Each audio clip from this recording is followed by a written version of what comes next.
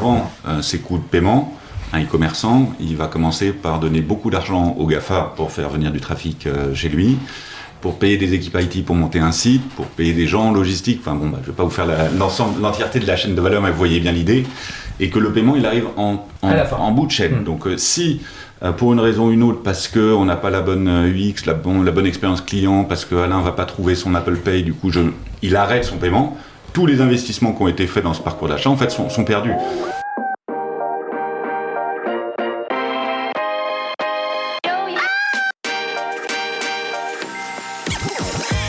Bonjour et bienvenue parmi les Digital Doers, le podcast qui donne la parole aux décideurs de l'écosystème retail et e-commerce. Depuis 2020, avec mon partenaire, l'événement One-to-One Retail e-commerce qui se tient en mars à Monaco, nous tâchons de vous faire partager les visions et les retours d'expérience des leaders de notre secteur. J'ai le plaisir d'être avec Sonia Mamin, directrice de l'événement. Alors bonjour Sonia, peux-tu nous présenter le One-to-One en quelques mots ? Bonjour Cyril, le One-to-One Retail e-commerce réunit depuis 2011 la communauté des décideurs de l'écosystème à Monaco pendant 3 jours et à huis clos. Le concept est simple, ce sont des rendez-vous business entre prestataires de solutions et les C-level, agrémentés de moments de networking. Effectivement, le one-to-one est réellement un rendez-vous incontournable. C'est également des keynotes et des conférences d'exception. Effectivement, nous avons beaucoup de contenu de grande qualité avec des intervenants triés sur le volet pour aborder des sujets d'actualité, donner de l'inspiration et partager des retours d'expérience. Merci Sonia pour cette rapide présentation. Pour en savoir plus, comment doit-on faire ? C'est ultra simple. Vous allez directement sur le site internet du One-to-One Monaco ou vous suivez notre page LinkedIn pour en savoir plus. Merci Sonia, à très bientôt à Monaco et d'ici là en audio, toujours sans coupure. Bonjour et bienvenue dans cette émission dédiée à un sujet central du commerce en ligne. En quoi le paiement est-il un levier de croissance ? Dans un monde où plus de 2,3 milliards de transactions en ligne ont été réalisées en France en 2023, en hausse de 8% sur un an, le paiement en ligne est bien plus qu'une simple étape de transaction. Les solutions de paiement innovantes telles que le paiement en un clic sont désormais proposées par 77% des e-commerçants, illustrant une volonté d'améliorer l'expérience client et de fidéliser. De plus, l'essor des portefeuilles électroniques et des paiements mobiles transforme les habitudes de consommation, rendant le processus d'achat plus fluide et sécurisé. Pour explorer cette dynamique, j'ai le plaisir d'accueillir 2 experts au profil différents. Alain Lacour, fondateur et CEO de Lyra, acteur français majeur de solutions technologiques de paiement. Lyra accompagne les e-commerçants dans la gestion et l'optimisation de leurs transactions. J'ai également le plaisir de recevoir Hugues Chanoine, CEO de Cocoon Center, leader français de la parapharmacie en ligne, qui partagera son expérience sur l'impact des solutions de paiement dans le développement de son entreprise. Au cours de cette émission, nous aborderons 3 axes majeurs. D'abord, la réduction des coûts afin de répondre à la question comment optimiser les frais liés au paiement et ainsi améliorer sa rentabilité. Nous poursuivrons avec l'innovation et l'expérience client. Quelles sont les nouvelles technologies qui font évoluer le parcours d'achat en ligne ? Enfin, nous conclurons avec l'expansion internationale ou comment adapter les solutions de paiement pour conquérir de nouveaux marchés. Mais avant de commencer, messieurs, pourriez-vous vous présenter un peu mieux ? Alain, à toi l'honneur. Bonjour Cyril, très heureux d'être là aujourd'hui. Je suis de formation ingénieur. Initialement en mécanique des structures et en aérodynamique des fluides. J'aurais aimé faire carrière dans la Formule 1, mais j'ai pas trouvé de travail dans ce secteur-là à l'époque. Et je dis pas je me suis reconverti, mais je suis rentré un peu par hasard dans la banque. Et j'ai fait toute ma carrière dans la banque. J'ai un point commun avec notre invité. J'ai grandi dans une ville un peu austère de l'Est de la France qui s'appelle aujourd'hui Châlons en Champagne, qui dans le passé s'appelait Chalon-sur-Marne, mais personne ne savait localiser Chalon-sur-Marne par rapport à Chalon-sur-Saône. Et donc cette ville où j'ai grandi est la ville où où est née la société de Cocoon notre Center. invité, Cocoon Center. Voilà. L'IRA va bientôt terminer son quart de siècle, 25 ans. Donc il y a En 25 2025. ans, tu crées l'IRA. Avant de créer l'IRA, tu étais dans la banque, tu faisais quel Alors, type de métier? J'ai démarré dans la banque, dans le groupe Banque Populaire, au départ comme ingénieur système. Et j'ai rapidement évolué dans le développement et dans la gestion d'équipe développement. Et ensuite, j'ai fait un métier un petit peu différent. Je suis à l'origine d'une filiale qui a créé le Crédit Agricole de Toulouse, qui était spécialisée dans les serveurs vocaux. Voilà. D'accord. Et donc, notre créneau, c'était du développement d'applications pour des éditeurs de serveurs vocaux. Et les plus anciens sauront reconnaître que les numéros de téléphone qui étaient sous les affiches 3615 ULA étaient gérés et avaient été développés et étaient gérés donc, au quotidien par les ingénieurs de mon équipe. Pour la petite histoire, on faisait à peu près 300 000 heures de connexion de téléphone par mois. Et Niel, qui est beaucoup plus célèbre que moi, était à l'époque un de mes concurrents sur ce marché. C'est ce que j'allais dire. C'est ça. Bon, après, il a grandi de façon complètement différente, mais c'est vrai que les plus anciens doivent se rappeler d'un code qui s'appelait le 3614, le 3615 Fermic, qui était géré par les entreprises de Xavier Niel. Voilà. Et donc, cette société a été rachetée après à peu près 10 ans de développement. On m'a demandé d'aller faire autre chose. Après un rachat, on va dire que dont j'étais pas forcément un acteur moteur. Et j'ai eu l'opportunité avec mon premier patron, qui venait de prendre sa retraite du groupe Banque Populaire, qui a vu que j'étais un peu perdu à cette époque-là, je parle de l'année 2000, et qui m'a dit, écoute, ce projet-là, personne n'y croit. Donc je vais mettre un peu de sous avec toi, et on est partis tous les deux, un retraité et un chômeur. Voilà. Dans l'IRA. Dans l'IRA. Voilà, avec une idée toute simple à laquelle personne ne croyait. C'était, à l'époque, on était sur un métier totalement télécom, appliqué au paiement, concurrencer Transpac. Voilà. Et on a tellement bien concurrencé Transpac, Transpac a arrêté l'activité. Et en fait, on s'est retrouvés à deux sur le marché français, un américain. Et, Tu peux réexpliquer ce que c'est que la proposition de valeur type Transpac? Alors, à l'époque, le marché des terminaux de paiement était constitué de terminaux de paiement qui se connectaient uniquement via une ligne téléphonique analogique. Et avec un... Alors, à l'époque, n'existait pas la dérégulation des télécoms. Et donc, on se rappelle que les appels, le coût des appels dépendait de la distance entre les régions, enfin, etc. Et France Télécom a mis en place une tarification unique, enfin via Transpac, pour les commerçants, parce que si la communication téléphonique d'un terminal avait dû dépendre de la distance, ça aurait été quand même été un frein au développement. Et donc il y avait une tarification qui était unique pour tous les marchands. Ça coûtait 9,4 centimes d'euros au décroché. De francs.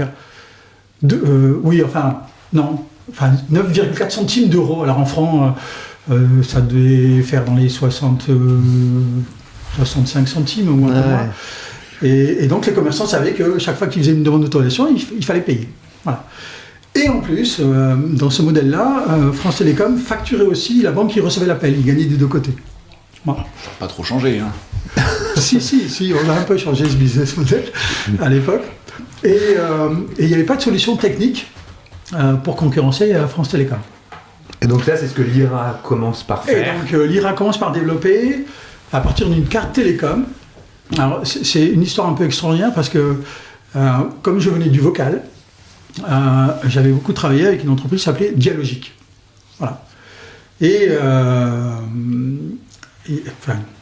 d'autres entreprises s'appelaient Icon, mais Dialogic a racheté Icon, une société allemande au départ. Et Dialogic proposait une carte télécom qui nous permettait de connecter les terminaux de paiement. Voilà. Donc il y a eu une construction logicielle au-dessus de cette carte, qui s'est avérée être une carte extraordinaire. Dialogic a joué le jeu sur les évolutions techniques. Aujourd'hui, le monde a changé, c'est des technologies qu'on n'utilise presque plus. Mais on s'est retrouvé avec une offre technique qui était de très grande valeur. Et on a inversé le modèle économique, à savoir qu'on a dit aux banques, vous n'aurez plus de coûts, et en plus, on va vous donner des sous.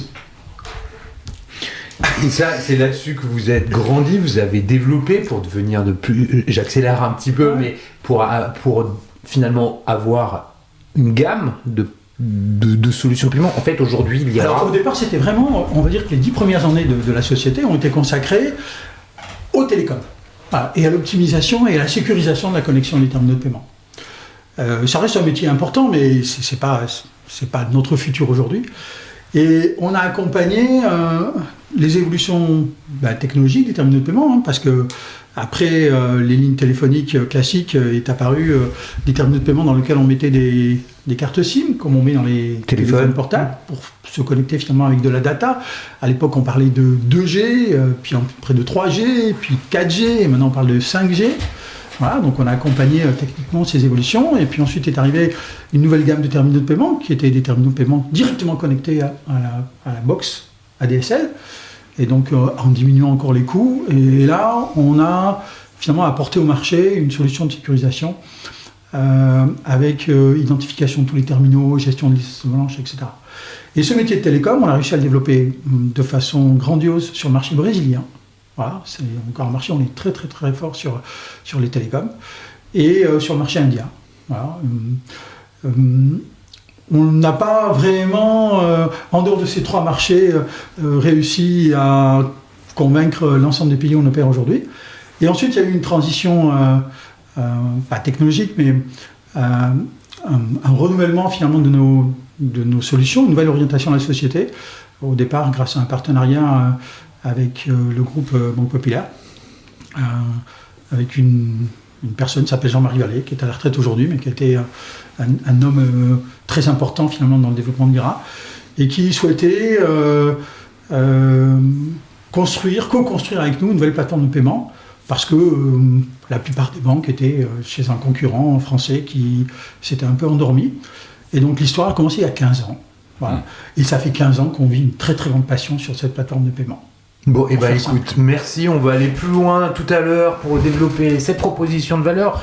Hugues, je me tourne vers toi pour parler de Cocoon Center. Ce nom apporte la sympathie, je sais pas pourquoi, c'est peut-être Cocoon. C'est le côté Cocoon. C'est le côté Cocoon. Est-ce que tu peux te présenter, et puis nous présenter un peu Cocoon Center? Toi, tu viens d'où? T'es aussi un ingénieur? Alors pas du tout, moi j'ai une formation, je suis commerçant dans l'âme depuis toujours. J'ai eu la chance de finir mes études en pleine bulle internet début des années 2000 pardon, et de commencer directement à vendre en ligne sur différents produits et services, que ce soit du crédit immobilier chez Meilleur Taux, du développement photo chez Photobox, etc. Depuis 3-4 ans, je dirige CocoonCenter.com, qui est un acteur de distribution spécialisé dans les produits de beauté et de santé. Donc on y trouve principalement des crèmes et des bains qui font la peau douce, mais des produits capillaires, de la puériculture, à travers 800 marques représentatives du marché français et à peu près 25 000 références. Quand j'ai dit parapharmacie, je me suis trompé. Quand j'ai c'est juste, c'est pas forcément le plus explicite pour ton audience, les produits de parapharmacie, mais c'est vrai que c'est une bonne définition technique. C'est tous les produits qu'on peut trouver dans une pharmacie qui ne sont pas du médicament. Donc on a beaucoup de soins dermatologiques, de soins pour la peau, mais voilà, c'est un peu plus large. On va maintenant forcément, la clientèle étant la même, beaucoup sur des produits de beauté qui couvrent en fait cet univers. Cocoon Center aujourd'hui, tu peux nous donner une dimension, qu'on se fasse une idée de ce que c'est que la boîte? Les chiffres. Donc c'est une entreprise qui s'est lancée il y a 18 ans. Alain le soulignait, originaire de la Marne, à Châlons en Champagne. Aujourd'hui, en chiffre d'affaires, c'est 75 millions d'euros. Et on est présent dans 7 pays avec une extension de domaines, et on livre dans toute l'Europe. C'est purement online, hein? Vous êtes un pure player. On est pure player parce que 98% de notre chiffre se fait en ligne. On a une parapharmacie physique à Châlons-en-Champagne qui est une nécessité parce qu'on est sur des produits de distribution sélective, dans des circuits sélectifs, donc avec des règles à respecter, dont un point de vente physique, des pharmaciens et tout un tas de choses auquel on a dû se conformer pour pouvoir adresser ce marché. Cocoon Center, c'est le pionnier de la parapharmacie en ligne en France, qui s'est très vite internationalisé avec le lancement 2 ans plus tard du site en Angleterre. Donc, était moins pionnier en Angleterre, mais voilà, qui très vite a pris un virage très européen et qui lui a été assez important. C'est à peu près un tiers de notre chiffre d'affaires. C'est la question que j'allais te poser. Donc 2 tiers, 1 tiers. 2 tiers sur le marché domestique, 1 tiers à l'international. 7 pays couverts en tout, incluant la France. C'est ça. Donc les autres pays, ça va être Angleterre, enfin je pense que l'audience les connaît, c'est les grands classiques. Angleterre, Allemagne, Italie, Espagne, Belgique, et on a été un peu plus audacieux parce que c'est un très gros marché sur ce domaine-là. On a lancé la Pologne cette année. C'est vrai, c'est un gros marché sur ça. C'est une grosse population qui a de plus en plus accès à Internet, où il y a eu des gros progrès de pouvoir d'achat dans les dernières années. On va revenir dessus, mais je te pose des questions qui n'ont rien à voir avec le paiement, c'est juste pour avoir une global picture. La logistique, elle est gérée comment? Tout est expédié depuis la France, il y a des relais dans les pays. C'est un bon point, la logistique c'est quelque chose d'extrêmement important, qui fait partie des facteurs clés de succès de Cocoon Center, puisque très vite, dès le démarrage, elle a été internalisée. On a vécu là dans les 18 derniers mois un important plan de transformation de l'entreprise, puisqu'on était arrivé un peu à saturation de nos capacités logistiques. L'année dernière, pour donner d'autres chiffres, on a expédié 1,4 million de commandes à nos clients un peu partout en Europe. Et donc on était sur 5000 m², on a doublé cette surface-là, et puis surtout on a construit sur 14 mètres de haut, puisqu'on est venu installer un système de 14 mètres de haut. On se dit il faut des grands bras pour les chercher. Ouais, c'est ça, ouais. Mais on a installé un système de mécanisation partielle de la logistique, effectivement, avec Exotech, dont tu as dû entendre parler, qui est une licorne française. Et donc du Nord. Du Nord, tout à fait. Et donc qui envoie des petits robots. On a une quarantaine de petits robots qui ressemblent à des aspirateurs autonomes là, que vous pouvez avoir chez vous, mais qui montent effectivement à 12 mètres de haut pour aller chercher des caisses et qui l'apportent aux opérateurs. Ce qu'on a des systèmes logistiques qu'on appelle good to man. Donc c'est le produit qui va à l'opérateur. Avant ça, nos collaborateurs et trices, parce que les préparatrices de commandes sont plutôt féminines chez nous, parcouraient environ 15 km dans les allées pour aller faire le picking des produits. Comme on dit, pardon pour le barbarisme anglais, mais... Oui, c'est comme ça que ça s'appelle. J'en ai pas d'autres. Ce qui veut dire, si je comprends bien, que finalement, aujourd'hui, tu passes de 5 000 à 10 000 m², mais avec une hauteur sous plafond, je sais pas comment le dire. Non, mais c'est ça. C'est en fait, on a une densification de notre stock, et donc en doublant la surface, on a plus que quadruplé notre capacité de stockage. Voilà, c'est ça. C'est ce que je voulais savoir. En faisant donc on avait 25 000 références, et à chaque fois qu'on voulait rentrer une marque, fallait en sortir une. Et c'était vraiment presque à la rêve près, parce qu'on avait vraiment poussé les murs là depuis 2 ans. Maintenant, on a beaucoup plus de place, et avec ce système, on va pouvoir monter jusqu'à 70 000 références produits. Donc, ce qui nous permet de réfléchir à des catégories entières à adresser, ce qui sera, je l'espère, source de croissance.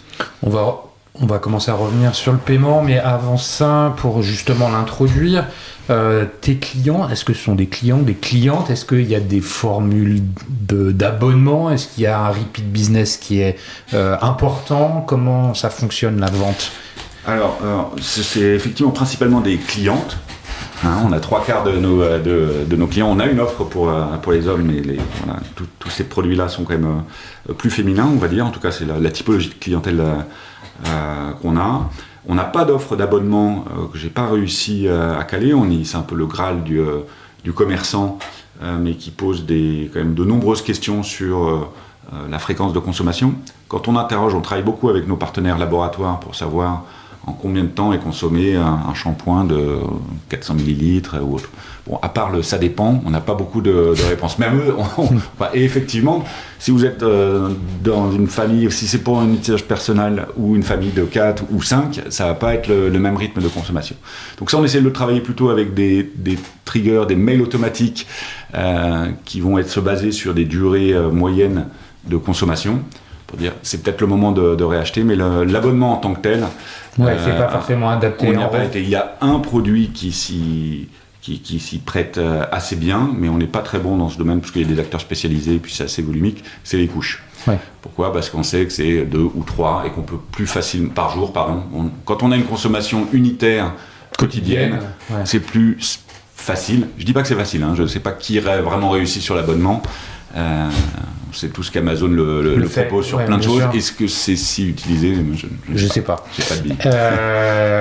Et le repeat business, il est fort chez toi? Il est fort sur ceux qui repeat. Parce que c'est une réalité du commerçant. Je pense qu'il y a, j'ai pas de stat national, mais je pense qu'il y a au moins 40 à 50% des clients qui ne repasseront jamais de commande. Nous, on est à peu près à 40% sur ce que j'espère être une moyenne basse. C'est quelque chose qu'on travaille évidemment. Et après, dès qu'il y a une deuxième commande, effectivement, on va avoir entre 3 et 4 commandes par an. Bon, merci pour cette présentation. On a débordé du paiement, mais en fait, c'est bien de connaître l'ensemble des activités d'un e-commerçant pour que les auditeurs puissent se faire une image de ce que ça représente. On le disait en introduction, la première partie va être consacrée à la question de l'optimisation des frais liés au paiement en vue d'améliorer la rentabilité. Justement, Alain, pour l'optimisation des frais chez Lyra, qu'est-ce qu'on propose? Alors, sur l'optimisation, des fois il y a des choses qui peuvent être antinomiques, je crois qu'on en avait déjà parlé, à savoir des moyens de paiement qui facilitent la conversion ne sont pas forcément des moyens de paiement qui sont économiques. Et donc le commerçant doit finalement choisir, pour l'instant, parce qu'il y a des choses qui vont évoluer, entre un moyen de paiement qui a un taux de conversion qui est très élevé et en même temps des frais qui peut être plus élevés qu'on ne le pense. Donc en introduction, on avait parlé d'Apple Pay. On sait qu'aujourd'hui, Apple Pay est sûrement le moyen de paiement qui convertit le mieux. Pourquoi? Parce qu'il intègre une couche d'authentification et donc une garantie de paiement pour le marchand directement via le téléphone, soit une empreinte digitale, soit le Face ID. Et il se trouve qu'aujourd'hui, ce moyen de paiement qui a démarré il y a un peu plus de 10 ans, mais qui finalement a une certaine apogée, parce que quand on y a goûté, on a du mal à s'en priver. Moi, je sais qu'il coûte cher à ma banque, et donc à mon commerçant, mais... Et pourtant je suis devenu addict. Voilà. Et pourquoi il coûte cher? Parce que pour l'instant, les banques françaises étaient plutôt en retard sur la possibilité, dans un wallet Apple Pay, de payer avec notre marque nationale qui s'appelle CB. Alors, je ne sais pas si vous avez vu, il y a beaucoup de campagnes qui sont réalisées en ce moment autour de la compréhension des deux lettres CB. CB non pas comme carte bleue, même si historiquement ça l'a été, mais ensuite ça a été un GUE vendu à Visa, etc. CB veut dire carte bancaire. C'est un peu compliqué pour avoir une vraie marque, parce que finalement c'est quelque chose qui n'est pas une marque, qui est complètement générique, carte bancaire. Et il se trouve que les porteurs français, enfin les titulaires de cartes, ont du mal à comprendre que leur carte, en fait, elle inclut deux marques, deux réseaux d'acceptation. Un premier réseau d'acceptation qui est le réseau français, CB, carte bancaire, et un réseau d'acceptation qui, suivant les banques, peut-être Mastercard, par exemple toutes les cartes du Crédit Mutuel, ou peut-être Visa, dans le cas de la Société Générale ou dans le cas des banques populaires. Et donc, comme ces cartes ont deux marques, au moment de payer, même si le marchand peut définir ce qu'on appelle sa marque préférée, donc forcément celle qui lui coûte le moins cher, l'acheteur a toute liberté de changer de marque. Donc s'il prend Visa contre CB, ça coûtera plus cher au commerçant. S'il prend Mastercard contre CB, ça coûtera plus cher au commerçant, parce que il y a des commissions de réseau plus importantes dans le cas de ces schemes, enfin ce qu'on appelle les schemes, oui. Voilà, ce qu'on appelle les schemes. Et donc pour l'instant, dans le cas d'Apple Pay, il y a encore très peu de banques françaises qui sont disponibles dans Apple Pay. Donc la Banque Postale a fait une grosse communication cette semaine pour indiquer qu'elle est très présente sur Apple Pay, mais la Banque Postale reste une banque quand même. En fait, ce que tu veux dire, c'est qu'il y a peu de banques françaises qui proposent CB dans Apple Pay. Voilà. C'est ça. Et donc comme il y a peu de banques françaises qui proposent CB dans Apple Pay, par défaut, on est obligé de prendre Visa Mastercard. Et donc, par défaut, ça coûte plus cher au commerçant. Donc Apple Pay ou Google Pay ne pourra pas être... Alors, Google Pay, c'est un peu différent. C'est un peu différent. Ouais, on va peut-être juste expliquer la différence. Donc, ce qui est important, c'est que les banques françaises, d'une façon globale, généralisent l'acceptation de CB dans Apple Pay. Il faut savoir que quand on appelle Apple Pay, on a la possibilité de donner la préférence du marchand. Et donc on lui dit, c'est CB qui est prioritaire par rapport à Visa ou CB qui est prioritaire à Mastercard. D'accord ? Mais bien évidemment, si la carte CB elle n'y est pas, elle ne peut pas être choisie. Mais la préférence marchand, elle se définit au niveau du contrat commerçant et elle permet effectivement d'avoir CB par défaut, comme on a CB par défaut sur une page de paiement internet classique. Donc ça, c'est super important finalement de permettre aux commerçants d'avoir une acceptation CB pour diminuer ses coûts.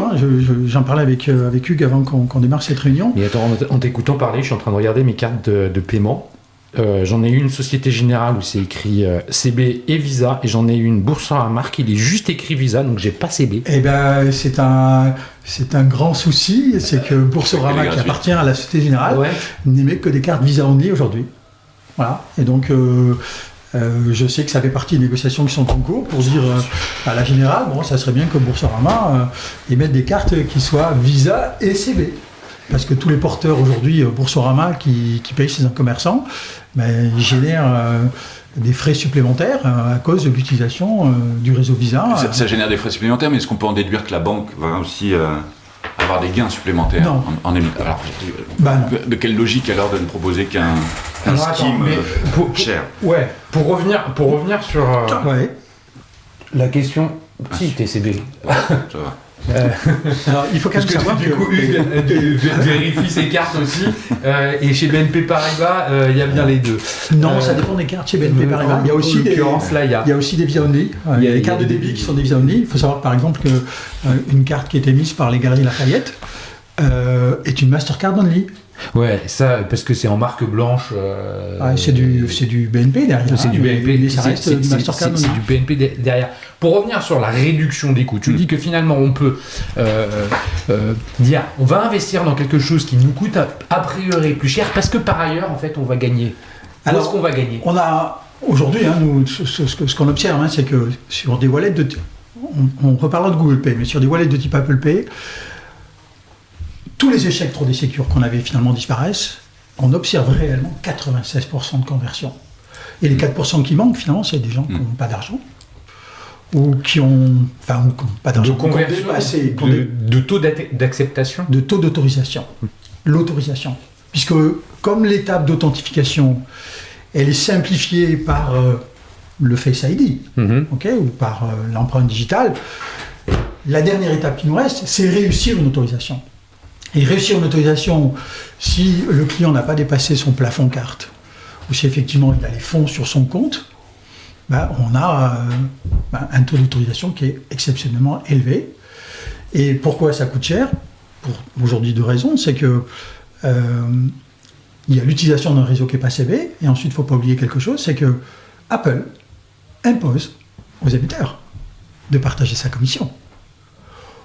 Alors, je n'ai pas les chiffres exacts en tête, mais à une époque, sur les cartes de débit, c'était la moitié de la commission. Et sur les cartes de crédit, c'était un tiers. Donc, une façon, en fait, de réduire les coûts, c'est de dire on va aller faire du frictionless.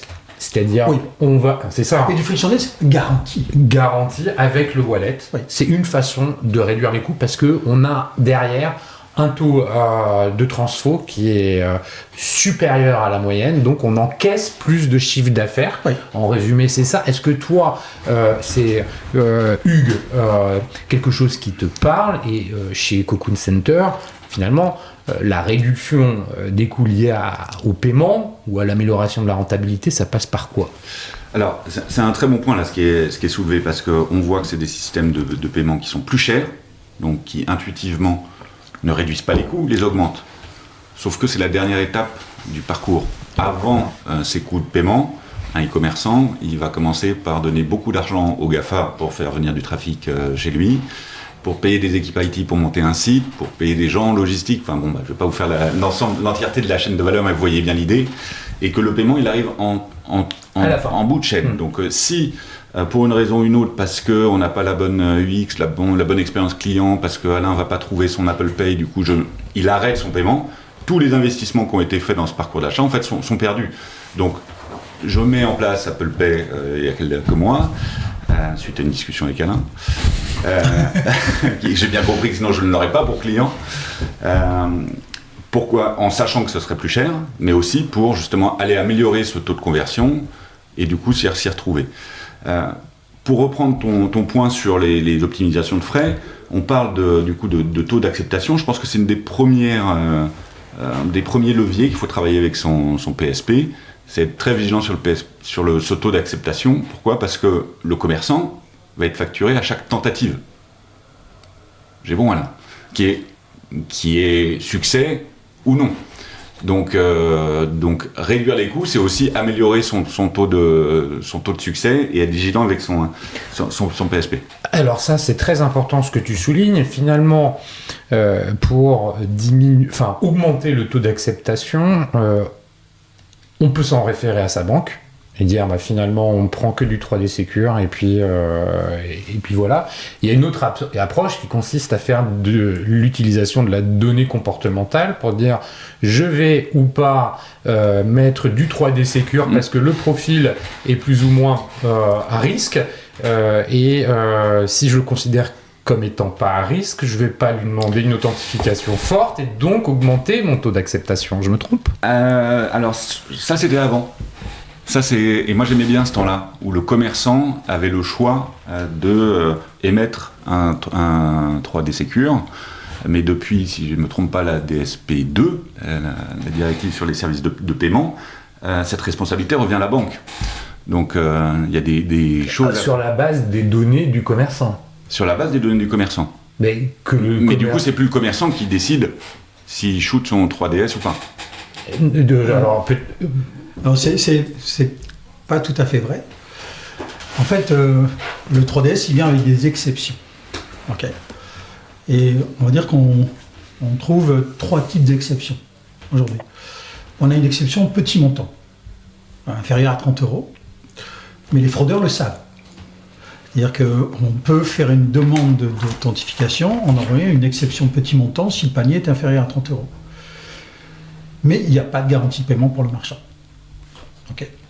Donc ça, c'est peut-être effectivement applicable sur des petits paniers, sur des clients fidèles, connus. Je ne sais pas si je prends l'exemple de UFC Que Choisir, c'est des choses qui sont mises en place. Ensuite, il y a une autre exception qu'on appelle l'exception transaction risk analysis. Celle-là, elle est bornée techniquement. Elle dépend du taux global de chargeback, d'impayé, chez un acquéreur. Donc plus le taux est faible, plus l'exception transaction risk analysis peut permettre de ne pas déclencher le 3D Secure en fonction de montant. On peut aller jusqu'à 500 €. Je sais qu'à nos clients, compte tenu de notre taux de fraude qui est très très bas, on propose des exceptions transaction risk analysis jusqu'à 250 €. C'est-à-dire que jusqu'à 250 €, il n'y aura pas de 3D Secure. Mais il n'y a pas de garantie de paiement. Donc c'est forcément à choisir en fonction de clients connus. Et il y a une troisième exception qui s'appelle exception sans motif. Voilà, c'est possible. C'est des choses qui sont aussi utilisées par Amazon. Amazon ne fait pas beaucoup de 3D Secure, faut être clair. Ouais. Et donc c'est pareil, c'est des choses qui sont réservées à certains clients et en fonction du profil des acheteurs, c'est un marchand. Donc c'est pas totalement juste de dire qu'avec la DSP2 il n'y a pas de 3D Secure. Il y a au moins 3 exceptions qui sont possibles. On en utilise nous surtout 2, l'exception petit montant et puis l'exception, ce qu'on appelle transaction risk analysis, et avec le taux de fraude qu'on rencontre chez les Racollect, qui est très très bas, qui est un des plus bas du marché, peut-être même le plus bas du marché français. On donne des exceptions jusqu'à 250 €. Bien sûr, le marchand exploite cette exception en fonction du profil de son client, sa connaissance du client depuis des années, le fait qu'il revient rapidement, qu'il revient souvent, qu'il paye sans problème depuis des années, etc. Donc, c'est pas totalement vrai.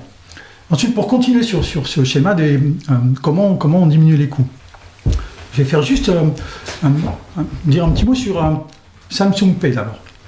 Samsung Pay, c'est aussi bien qu'Apple Pay. D'accord ?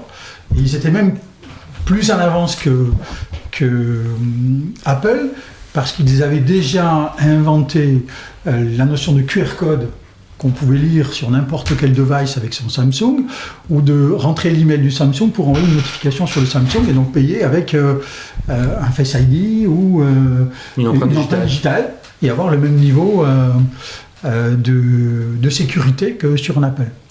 Donc moi je suis un fan de Samsung Pay parce que ça coûte rien à personne.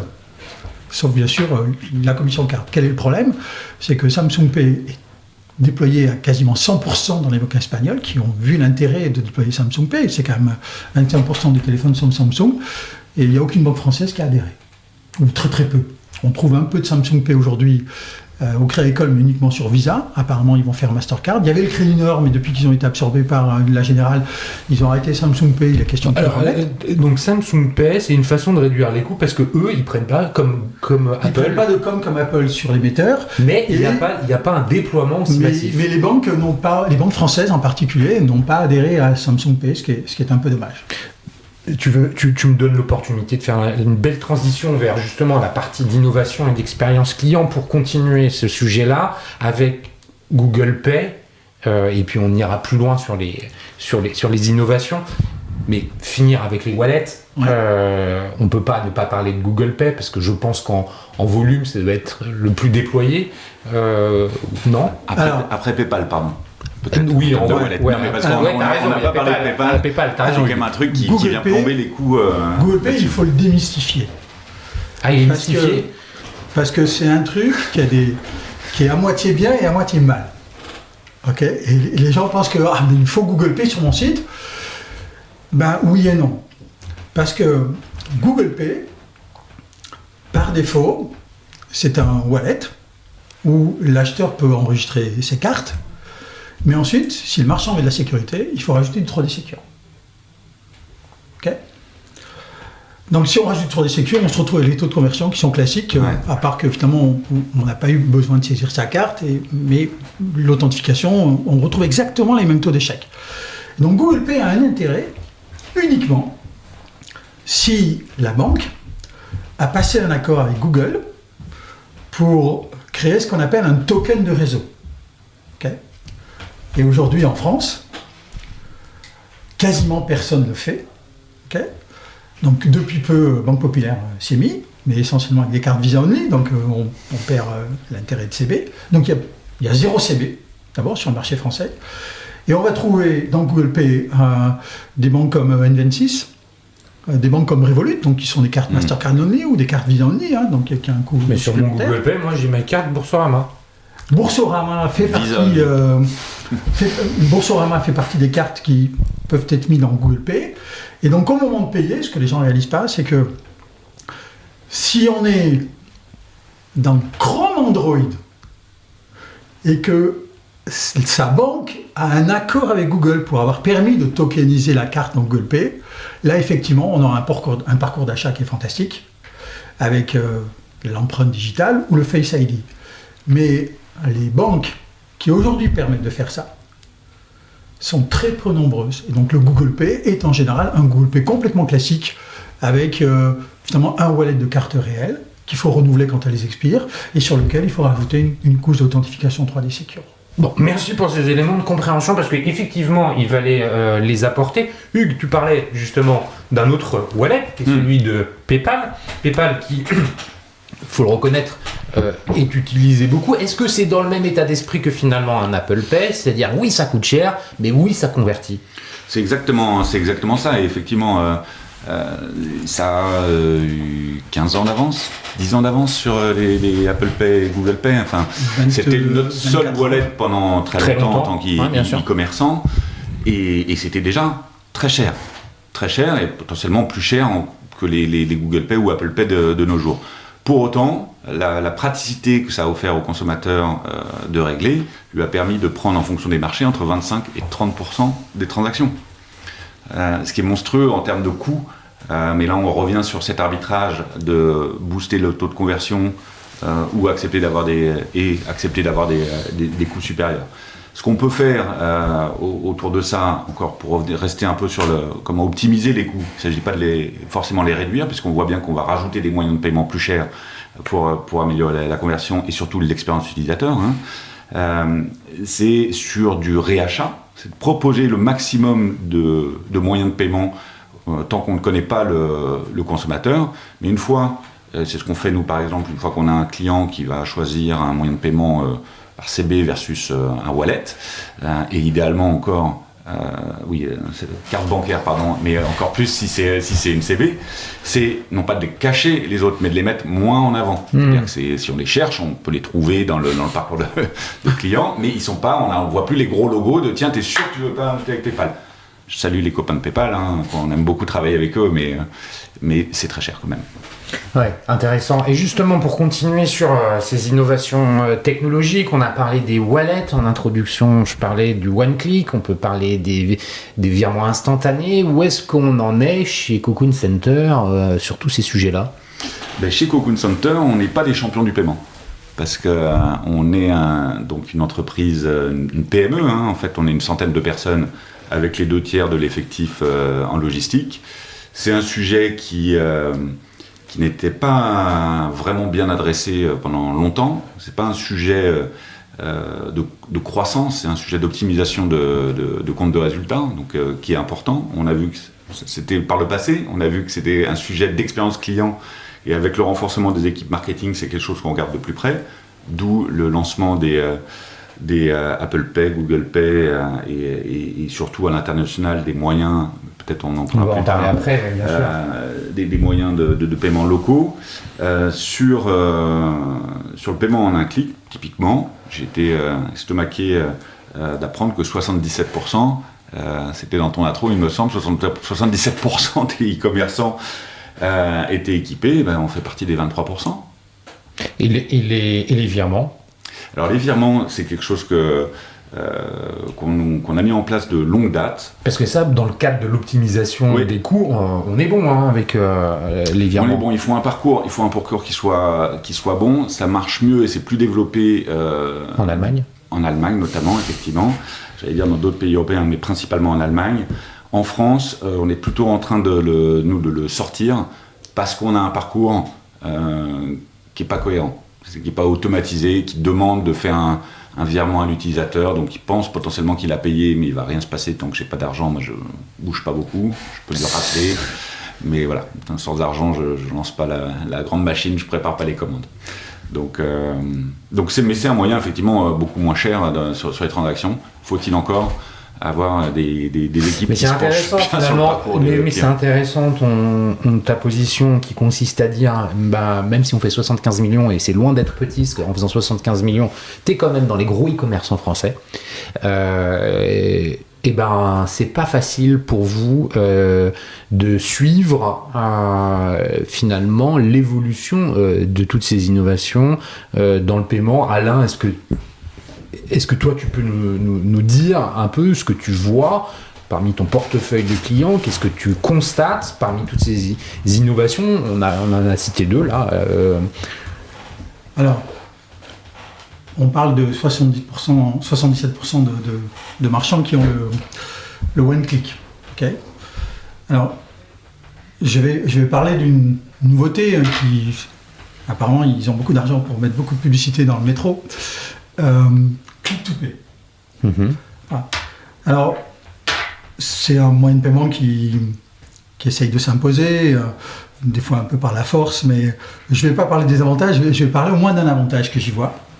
C'est que quand on proposait le one-click sur un site marchand, c'était une opération qui était répétitive. Il fallait dire j'accepte de conserver mes données cartes pour ce marchand spécifiquement. Et personnellement, moi, j'accepte jamais. Parce que je ne sais jamais si elles sont vraiment correctement stockées. Il y a tellement de prestataires à la nature que finalement, c'est une opération que je ne répète pas. Et donc, je re-rentre systématiquement mes cartes. Et dans le cadre d'une norme qui s'appelle MVCO, les émetteurs, les schemes, ont mis en place un nouveau bouton qui va fleurir sur les sites internet, vraisemblablement d'ici la fin de l'année, qui s'appelle Click to Pay. Alors c'est un bouton qui est basé sur l'email. Et l'idée, c'est d'aller, à partir de l'email, chercher toutes les cartes qu'on aurait stockées, mais en endroit unique et pour tous les marchands. Donc il n'y a plus besoin de faire l'opération, de la répéter. Est-ce que tu veux enregistrer ta carte ou pas? Non, là, on sait qu'elle est stockée de façon globale. Et si je trouve le bouton, à partir du moment où j'ai saisi mon email, je vais pouvoir récupérer dans cet univers de stockage global les cartes que j'avais liées à mon email, qui peut être une carte Mastercard, qui peut être une carte Visa, qui peut être une carte Amex bientôt, une carte Diners, bientôt peut-être une carte Girocard et aussi une carte CB.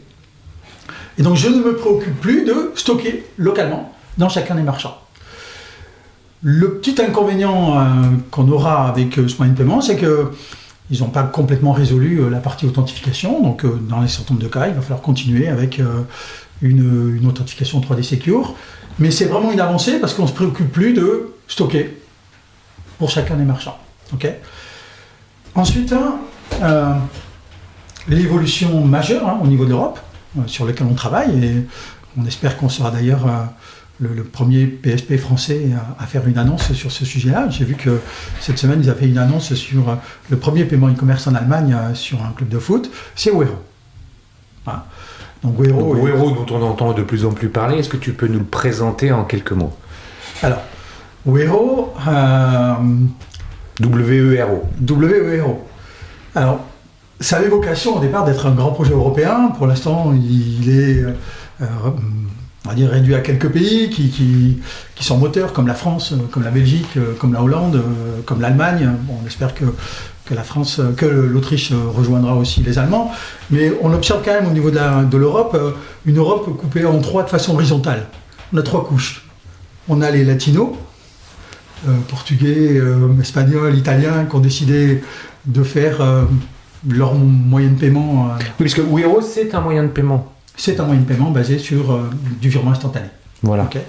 Et donc la couche du sud là, ils ont aussi fait, basé en faisant un merge finalement entre MBWay au Portugal, Bisum en Espagne et Bancomat en Italie. Donc eux, ils ont leur GIE entre guillemets sur l'équivalent de Wero.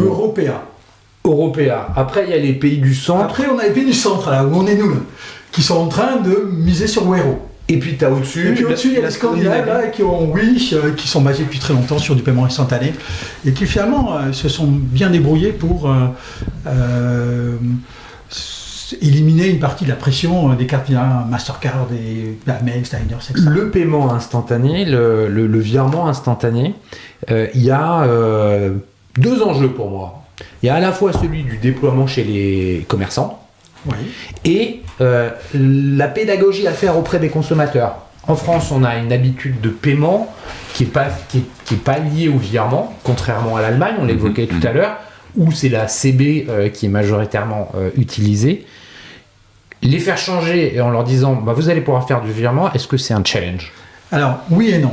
Il faut savoir que tous ces moyens de paiement qu'on réussit, et en particulier grâce à la pandémie, Blik en Pologne, Bisum en Espagne, ils ont réussi parce qu'au départ, ils étaient orientés people to people. C'est-à-dire, je te fais un virement, tu me fais un virement. Je fais un virement à les enfants et un virement instantané. Du C2C. Voilà. Et Wero, aujourd'hui, son pari, et avec un très grand nombre d'utilisateurs sur le marché français, c'est déjà de faire du people to people. Donc Paylib est en train de disparaître, je crois qu'il reste le Crédit Mutuel qui n'a pas encore migré, mais moi je fais déjà des virements Wero de personne à personne. Okay.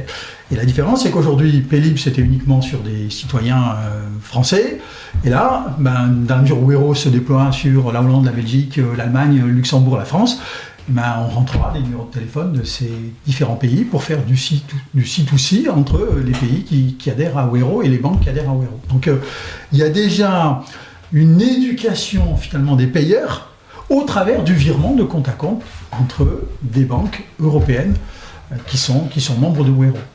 Donc les consommateurs, petit à petit utilisateurs de Wero, quand ils vont rencontrer finalement le bouton de paiement Wero sur les sites internet, seront déjà familiarisés avec ce moyen de paiement. Et ce moyen de paiement, il a une vocation d'être moins cher que la carte. Alors ça, c'est côté consommateur, commerçant, bien sûr, parce que le consommateur, lui, il s'en fout. Le consommateur, il a un virement instantané.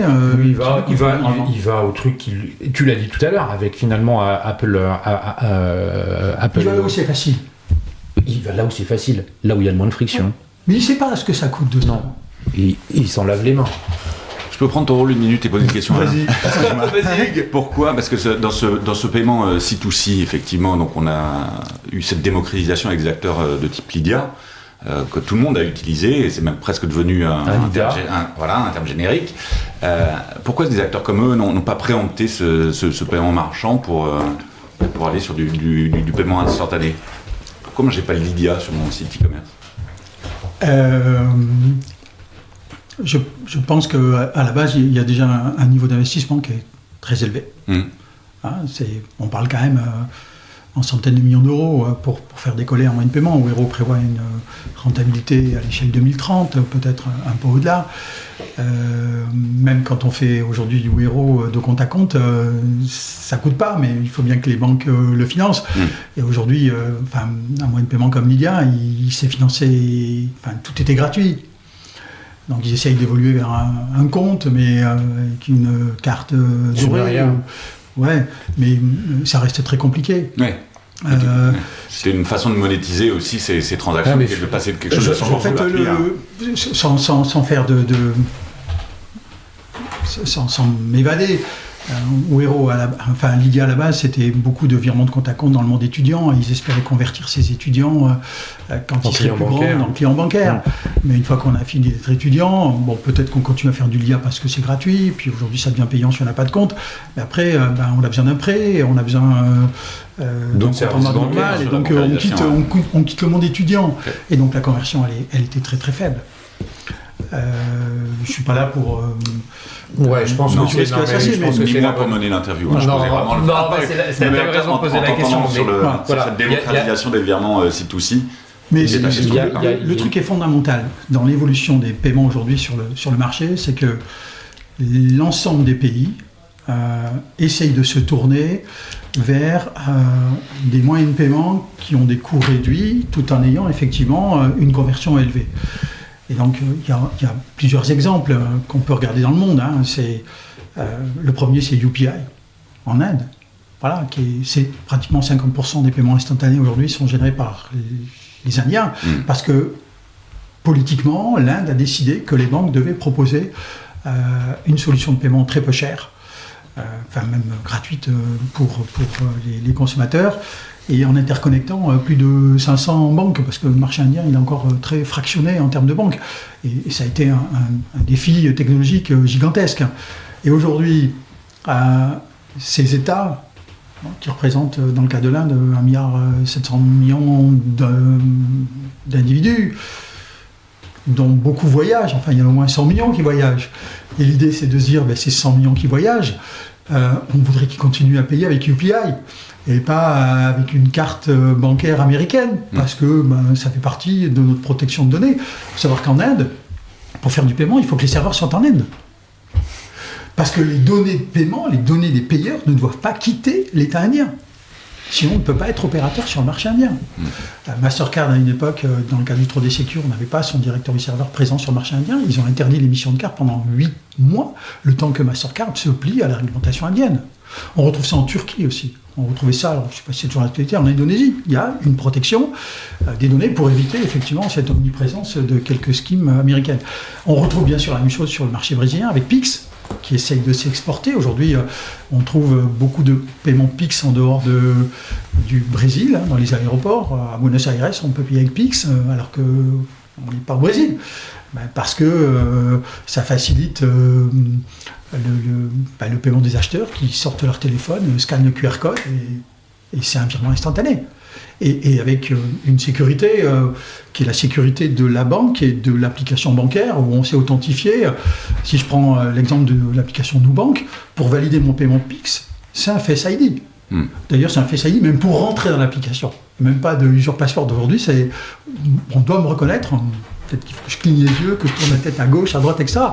Et il faut être conscient que les Chinois, depuis très longtemps, avant même qu'il y ait une extension d'Apple Pay ou d'Alipay ou de WeChat Pay, ils avaient fait en sorte que la carte UnionPay, la carte qu'on appelle CUP, soit acceptée sur les terminaux de paiement en Europe. Aujourd'hui, quasiment tous les marchands qui reçoivent des visiteurs chinois, Galerie Lafayette, toutes les bijouteries de la place Vendôme acceptent la carte CUP parce qu'ils veulent pas qu'un Chinois sorte une carte américaine.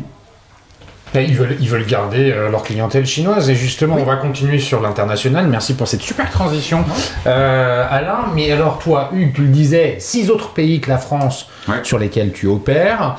Quels sont les enjeux qui se sont présentés à toi concernant le paiement? On sait que les habitudes diffèrent, on a évoqué l'Allemagne, on pourrait évoquer l'Italie aussi qui a des singularités. Est-ce que tu peux nous partager l'expérience qui est la tienne sur la dimension internationale du paiement? Le point clé, c'est toujours le consommateur qui a besoin de retrouver ses outils. Quand on part à l'international pour un e-commerçant, il y a quelques enjeux majeurs de localisation. Déjà, il faut un service client qui va parler la langue. Il va falloir utiliser des moyens de transport qui sont connus et reconnus dans le pays, quitte à passer par des brokers de transport. Et puis, il y a le paiement. Donc, avant le transport, il y a quand même le paiement. Tu parles beaucoup de l'Allemagne et tu as raison, parce que c'est un cas d'école pour les e-commerçants français qui s'internalisent, avec un taux d'utilisation de la CB bien moindre pour un mois de carrière, et des virements énormément utilisés, avec 2 acteurs majeurs. Zofort, qui a été racheté, je crois d'ailleurs par Klarna, il y a la marque longtemps, disparaît, avec une explosion des coûts au passage de ce qu'on en soit, et Giropay. On a effectivement, avec un travail collectif, pour résumer l'Allemagne, est-ce que c'est faux que de dire finalement en Allemagne ils ont l'habitude de payer contre facture en fait, virement fin de mois sur les factures qui sont dues? J'ai ça en tête également. Je suis beaucoup moins expert qu'Alain sur le sujet, mais cette notion de transfert, est-ce que c'est vraiment du paiement sur facture? C'est du paiement à réception. C'est-à-dire que Klarna s'est développé beaucoup sur le marché allemand avec du paiement à réception. Je reçois la marchandise. Je paye. Et j'ai déjà ça payé, déclenche le fait de signer que j'ai reçu, ça déclenche le paiement. Mais il n'est pas déclenché avant. Okay. Alors, un truc qui est très intéressant sur l'Allemagne. Ce qui a une conséquence sur le BFR fondamental, non ça? Ça a une conséquence aussi sur un taux de retour qui est souvent important. Pourquoi? Parce que alors là, j'ai ma petite expérience sur le sujet pour avoir accompagné un bon nombre de e-commerçants dans leur déploiement international qui était ma précédente vie. Tous ces sujets-là, je les connais bien. En Allemagne, il y a un taux de retour parce que tu peux finalement commander 5 paires de chaussures différentes, tu vas pas décaisser et puis tu vas dire à la livraison, finalement, je vais en garder qu'une. Donc le retour est hyper élevé. Ce type de moyen de paiement, il va contre tous les objectifs RSE qu'on essaye d'avoir dans le paiement. C'est ça. Dans le paiement et de façon générale, dans la vie de tous les jours. Et je redonne la parole à Hugues là, pour que tu continues de nous parler un peu de ton expérience internationale, l'Allemagne. Est-ce que tu peux utiliser, ou est-ce que tu dois changer, le même PSP dans tous les pays? Alors, on a des PSP principaux. Nous, pour des raisons à la fois de sécurisation de technique, parce que parfois tu as un PSP ou des moyens qui tombent, on utilise 3 PSP principaux, que je pourrais lister, mais que je ne vais pas là-dessus, parce que Yara n'en fait pas partie encore. Mais oui, en fonction des pays et en fonction des coûts de transaction, on va arbitrer entre tel et tel PSP, parce que si on a un PSP principal qui ne va pas proposer le moyen de paiement que le consommateur attend dans un pays, on a été en chercher d'autres au fil des années. Je vais évoquer 18 ans d'histoire, donc c'est des choses où certains PSP on est peut-être dans les derniers clients pour certaines géographies. Ok, donc l'importance de localiser aussi avec les technologies, les PSP, pour pouvoir proposer les bons moyens de paiement dans les différents pays. Oui. Que tous les PSP ne sont pas en capacité de proposer, c'est ça? Exactement, et puis si tu en as un qui tombe, tu peux aussi balancer. load balancer donc ça c'est plutôt de la sécurisation technique, parce que quand c'est arrivé une fois dans le monde physique, j'ai vu ça dans un grand supermarché, tous les TPE étaient en rade, panne nationale ou je ne sais quoi, enfin en tout cas chez eux, le business vous pouvez payer par carte, par cash ou plus de business. C'est pire. C'est pire en ligne, c'est ça. C'est le seul moyen. Voilà, c'est le seul moyen. Le cash on prend pas. Juste pour finir sur l'Allemagne, pour deux choses importantes sur l'évolution du marché allemand. Les banques allemandes aujourd'hui investissent dans deux directions. La première, c'est Wero, on en a parlé. Et la deuxième, c'est nouveau. Giropay s'est arrêté, il y a quelques mois de ça. Giropay était une solution de paiement sur Internet basée sur les cartes Girocard. Il faut savoir que les cartes Girocard n'ont jamais été acceptées sur Internet. Elles servaient uniquement à payer sur un terminal de paiement, mais pas du tout sur Internet. Donc, pour avoir le pendant de Girocard sur Internet, ils avaient créé Giropay, qui était un fiasco, et qu'ils ont arrêté. Et donc, à côté de Wero, ils sont en train de faire une évolution intéressante, qu'on aura prochainement d'ailleurs disponible. C'est Girocard dans Apple Pay. Voilà. Donc, les banques allemandes ont pris conscience qu'elles ne pouvaient pas continuer à perdre leur pouvoir de leur propre scheme. Il faut comparer Girocard à carte bancaire en France. Et donc, pour l'instant, Sparkasse, qui est à peu près qui émet 50% des cartes allemandes, est disponible dans Apple Pay. Donc, on est en train de terminer ce développement. Et ça veut dire que les banques allemandes essayent de reprendre la main au travers, face à des acteurs comme Klarna d'ailleurs, au travers de deux évolutions majeures qui sont la disponibilité de Wero et la disponibilité de Girocard dans Apple Pay. Voilà. Et ça, c'est important parce que Girocard dans Apple Pay, c'est bien sûr authentification avec le téléphone et pas de chargeback pour le marchand. Merci pour cette précision, c'est effectivement hyper important concernant le marché allemand, sachant que c'est le premier marché européen pour un grand nombre de e-commerçants en dehors de la France. Tu as commencé à l'évoquer, Alain, tu as une présence internationale marquée, bien au-delà des frontières européennes. Globalement, sans prendre un quart d'heure, parce qu'on a déjà 1 heure d'enregistrement, est-ce que tu peux nous raconter un petit peu ta vision sur la base de ton expérience, de ce que tu observes dans les différents coins du monde? Tu as commencé à le faire, mais est-ce que tu peux aller un peu plus loin? Alors, ce qu'on observe réellement, c'est virement instantané. Colombie, ils avaient déjà une notion de virement instantané, mais qui n'était pas totalement instantané. Donc là, ils ont un projet qui sera déployé dans le cours de l'année 2025 avec toutes les banques colombiennes. Virement instantané. Pix, c'est rentré dans les mœurs depuis quelques années. Virement instantané. Argentine, s'appelle Transferencia 3.0. Virement instantané. Donc on est vraiment dans une recherche de virement instantané et pas du tout dans des solutions telles qu'on le connaissait avec Zofort, qui étaient des solutions de screen scrapping. J'ai un bouton qui va simuler toutes mes actions, qui est stocké quelque part sur password. On trouve des solutions comme ça au Chili, ça s'appelle Kipu. Ça n'a pas d'avenir. Par contre, effectivement, des banques... Rien que le nom n'est pas... Ouais. Et j'ai un exemple très fort. C'est quelque chose qui n'est pas du tout... Apple Pay n'existe pas, Google Pay n'existe pas sur le marché. C'est le Pérou. Le Pérou a développé un moyen de paiement qui s'appelle Yape. Et c'est un wallet. C'est-à-dire qu'eux, ils disent pas je fais un Apple Pay, ils disent je fais un Yape. Et là, on est aussi dans du virement de compte à compte.